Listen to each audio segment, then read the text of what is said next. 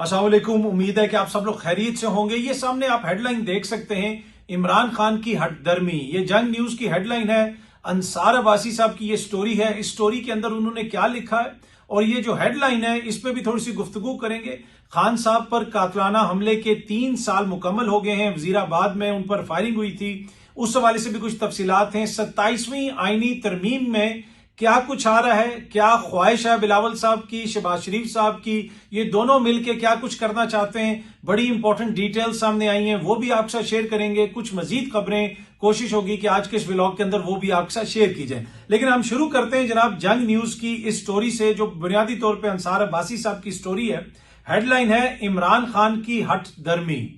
वैसे आपने कभी देखा है कि जरदारी साहब की हटदर्मी के हवाले से कोई हेडलाइन लगी हो, या नवाज शरीफ की हटदर्मी, या शहबाज शरीफ की हटदर्मी, या बिलावल की हटदर्मी? मुझे नहीं पता, शायद कोई लगी हो। अंसार अब्बासी साहब की कोई ऐसी स्टोरी हो। अब अरसा दराज से हम अखबारात पढ़ते भी आ रहे हैं और हेडलाइंस लिखते भी आ रहे हैं, बैनुल अक़वामी इदारों में भी लिखी है हेडलाइंस वगैरह। लेकिन क्या एक साबिक वज़ीर आज़म के लिए, एक ऐसा लीडर जिसके पास इतना बड़ा मैंडेट है, उसके लिए इस किस्म के अल्फाज का चुनाव करना चाहिए? एक बड़ा इंपॉर्टेंट क्वेश्चन है, एक एथिकल क्वेश्चन है, इसके ऊपर भी बहस होनी चाहिए। एनीवे, अब इमरान खान की हटदर्मी क्या है वो भी आपके साथ शेयर करते हैं, जो अंसार अब्बासी साहब की नजर में है। मैं जरा पूरी हेडलाइन आपको पढ़ के सुना दूं। इमरान खान की हटदर्मी, इस्टेब्लिशमेंट का अदम एतमाद, पीटीआई का रास्ता बंद। अब अगर ये खबर ऐसी होती ना कि अवाम ने मुस्तरद कर दिया, लेकिन इमरान खान की हटदर्मी बजिद के मैं इक्तदार में आऊंगा।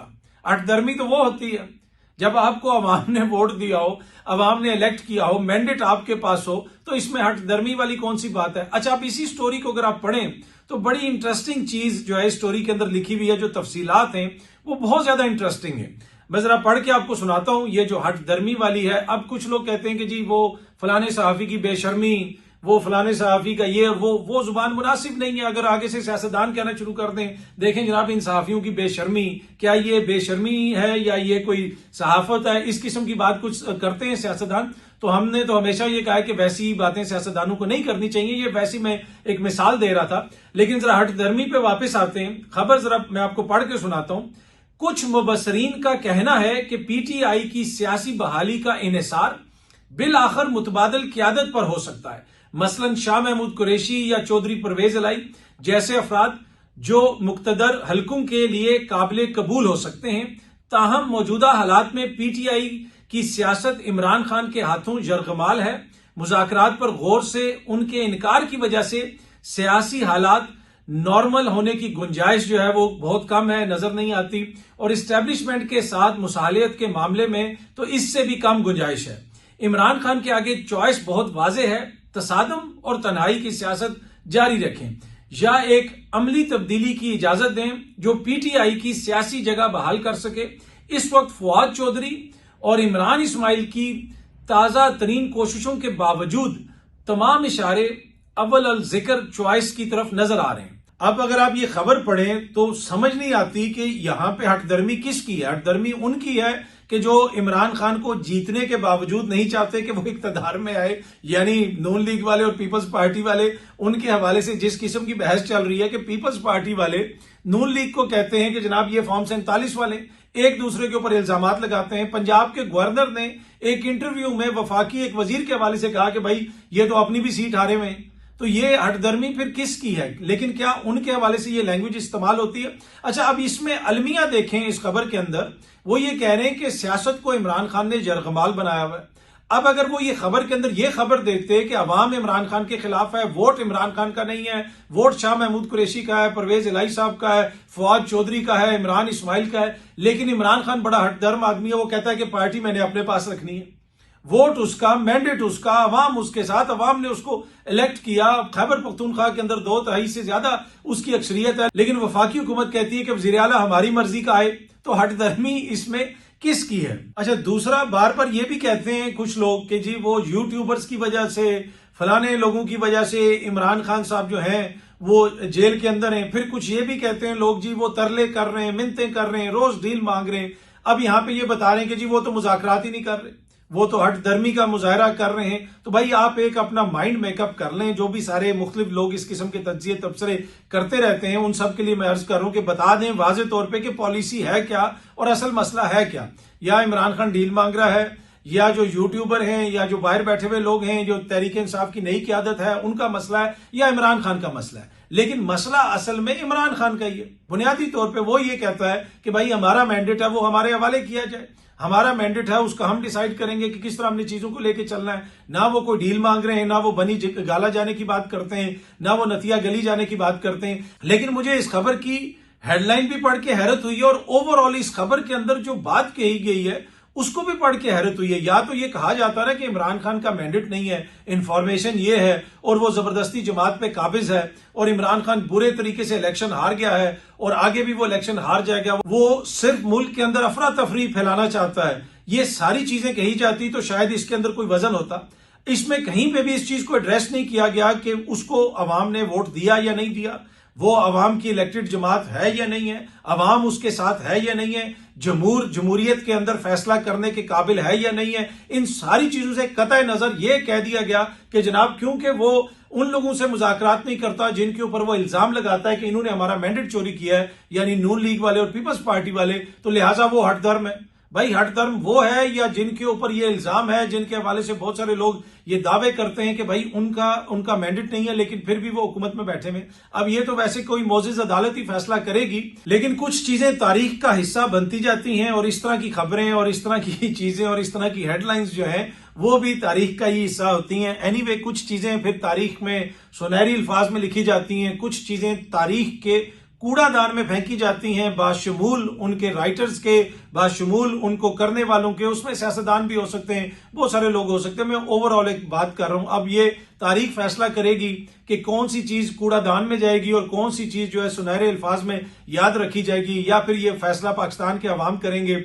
अगर पाकिस्तान की अवाम भी हट धर्म निकली और उन्होंने भी हट धर्मी का मुजाहरा किया तो फिर तो मैं कुछ नहीं कह सकता। एनीवे, जिस तरह मैंने पहले भी अर्ज किया कि ये अब सारी चीजें जो है वो तारीख का हिस्सा बनती जा रही हैं और इन सब चीजों के ऊपर हर कोई अपनी अपनी राय कायम कर सकता है। ये सामने आप देख सकते हैं, ये जंग अखबार का जिसके फ्रंट पेज पे इमरान खान की हट धर्मी के हवाले से अंसार अब्बासी साहब की हेडलाइन है, उसके बैक पेज पर आज दोबारा पंजाब हुकूमत का आधे सफे का तकरीबन इश्तिहार है। बहुत ज्यादा तनकीद भी होती है, रोज पंजाब हुकूमत पे तनकीद होती है कि अवामी पैसा ऐसे क्यों खर्च किया जा रहा है। लेकिन जब अवाम की खिदमत करनी हो तो फिर आपको पता है कि मुस्तकिल मजाजी का मुजाहरा करना पड़ता है। वो हट धर्मी तो इमरान खान करता है, उसको नहीं करनी चाहिए, लेकिन यहाँ पे मुस्तकिल मजाजी का मुजाहरा करते हुए रोज ही अवाम की खिदमत के लिए अवाम के पैसों से अखबारात में, मीडिया में इश्तिहारात दिए जाते हैं, जिससे यकीनन अवाम को बहुत ज्यादा फायदा भी होता है। अच्छा जी, खान साहब को गोली लगे हुए 3 साल मुकम्मल हो गए हैं। 3 साल पहले 3 नवंबर 2022 में उन पर कातलाना हमला हुआ था वजीराबाद में और एक बंदे ने उन पर गोलियां चलाई थी। इब्तिसाम वहां पे लड़का था जिसने वो शूटर को पकड़ने की कोशिश की, जिसकी वजह से गोलियां आगे पीछे हो गई। एक JIT पंजाब हुकूमत की भी बनी थी, उसमें इस तरह की चीज भी सामने आई कि जनाब शायद कोई 3 बंदे उसमें मुलविस थे, कोई उसके सहूलतकार भी थे।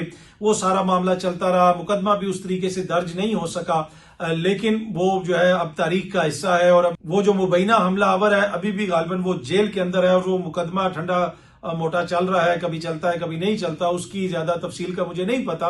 लेकिन वो एक ऐसा दिन था जिस दिन इमरान खान साहब के ऊपर जब गोली लगी और उसके बाद उन्होंने कंटेनर से बाहर निकल के हाथ अपना ऊपर उठाया और बुनियादी तौर पे उस गोली चलने के बाद भी उन्होंने वो जो अपनी सियासी एक्टिविटी थी वो जारी रखी। उस वक्त भी उन्होंने एक सियासी जेस्चर दिखाया, फिर वो अस्पताल में चले गए, वहां से भी वो मीडिया पे बात करते रहे, सोशल मीडिया पे लाइव आते रहे।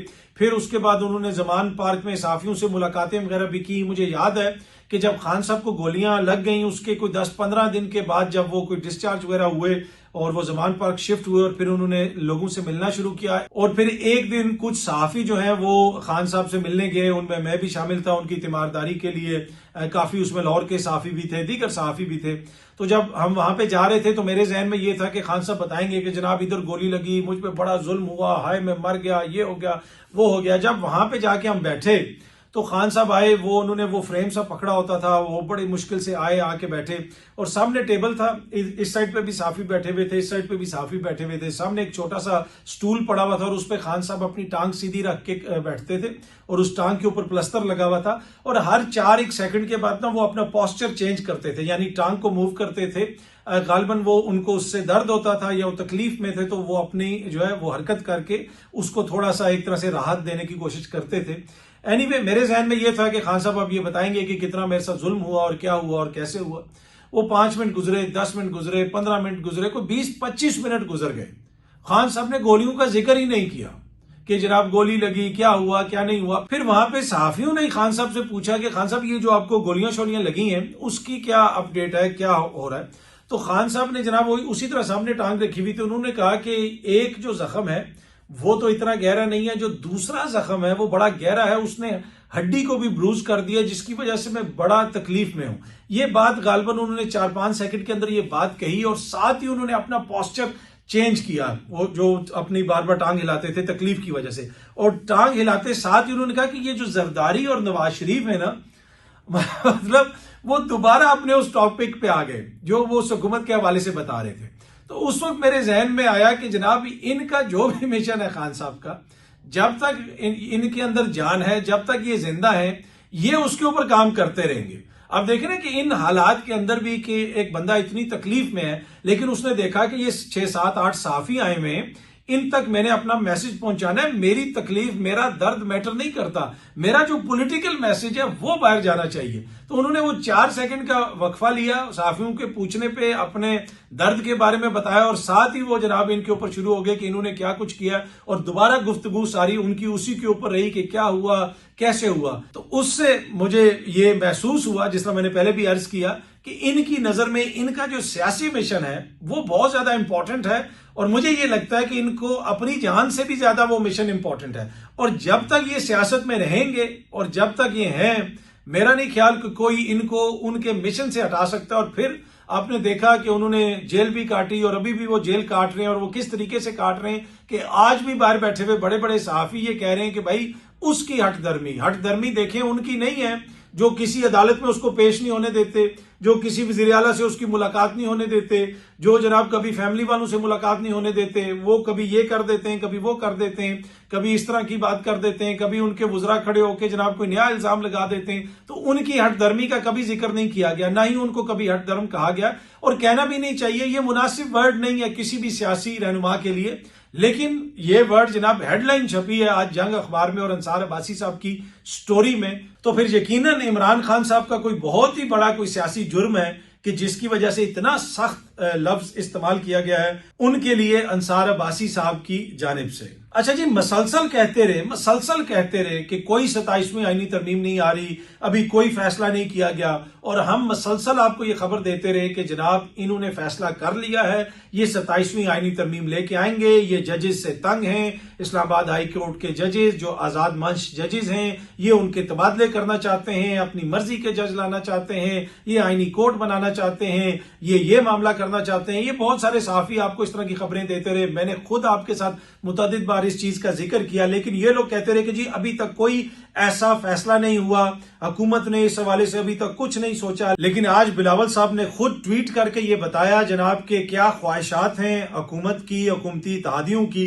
उन्होंने ट्वीट में लिखा हुआ है कि मुस्लिम लीग नून का एक वफ्द शहबाज शरीफ साहब की क़यादत में आया, जरदारी साहब से उनकी मुलाकात हुई जिसमें उन्होंने 27वीं आईनी तरमीम के लिए हमारी मदद मांग ली है, और उसमें जो चीजें प्रपोज की गई हैं उसमें एक कॉन्स्टिट्यूशनल यानी आईनी अदालत बनाने की बात है, उसके अलावा एग्जीक्यूटिव मजिस्ट्रेट्स बनाने की बात है, ट्रांसफर ऑफ जजेस यानी जजेस की पोस्टिंग की बात है, और उसके साथ साथ removal of protection of provincial share in NFC उसका जिक्र है, उसके साथ साथ आर्टिकल 243 में तरमीम का जिक्र है, return of education and population planning to the federation उसका जिक्र है, ईसीपी का जिक्र है, उसके अलावा जो इलेक्शन कमीशन ऑफ पाकिस्तान के हेड की अपॉइंटमेंट होनी है उसका जिक्र है। ये सारी चीजें 27वीं आईनी तरमीम के अंदर आ रही हैं, जिसका जिक्र हम पहले ही कर चुके हैं। इन लोगों को भी पता है, इनको काफी अरसे से पता है, उसके ऊपर ये लोग बातचीत भी करते रहे, काम भी करते रहे। लेकिन अब अचानक इन्होंने कहा है कि जी शहबाज शरीफ साहब ने आके